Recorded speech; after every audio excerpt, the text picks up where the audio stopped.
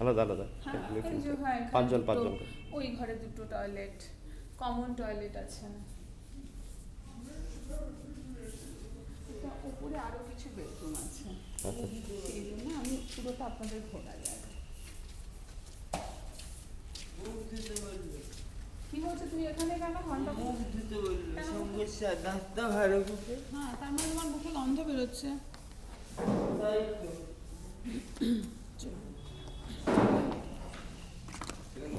ট্রেনে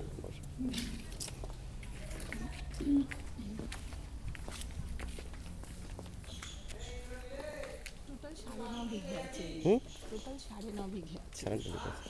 আর এটা মনে হয় 16 বিঘে। কোনটা? এ, মাধবপুর হ্যাঁ আশ্রম, হ্যাঁ।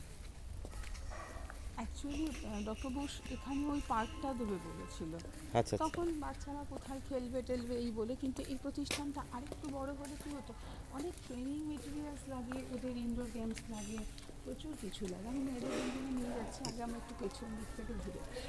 হ্যাঁ।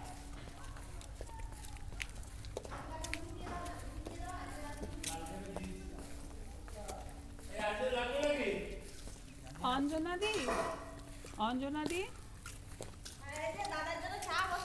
আচ্ছা একটু পেছনটা তাহলে ওই দিকটা ঘুরিয়ে নিয়ে আসি।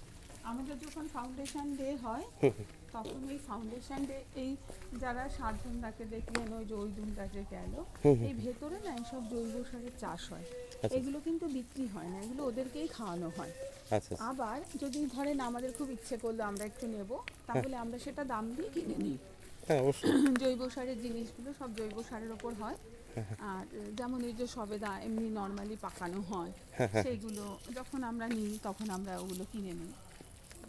আর এই ভিতরে যে এই জায়গাটা রয়েছে, হ্যাঁ হ্যাঁ এখন তো সবে বর্ষা গেল, পুজোর ছুটি গেল, আপনি আসলে পুরো নিট অ্যান্ড ক্লিন দেখতে পাবেন পুরো জায়গাটা। আচ্ছা আচ্ছা এবার এখানে আমাদের প্রোগ্রাম হয় প্রত্যেক বছর, বললাম না হ্যাঁ হ্যাঁ ফাউন্ডেশন ফাউন্ডেশন ডে, জানুয়ারিতে আমরা হ্যাঁ জানুয়ারিতে আপনাকে ওই দিন ইনভাইট করবো। আসবো। বৌদিকে আসবো নিয়ে হ্যাঁ হ্যাঁ আসবেন, আসবো হ্যাঁ তো বৌদিকে নিয়ে আসবেন, খুব ভালো লাগবে। এইখানটায় ওদের ওদের ভালো লাগা, ওদের ভালোবাসা, ওদের গান, ওদের নাচ, ওদের কথা, ওদের কবিতা সব সেদিন হয়।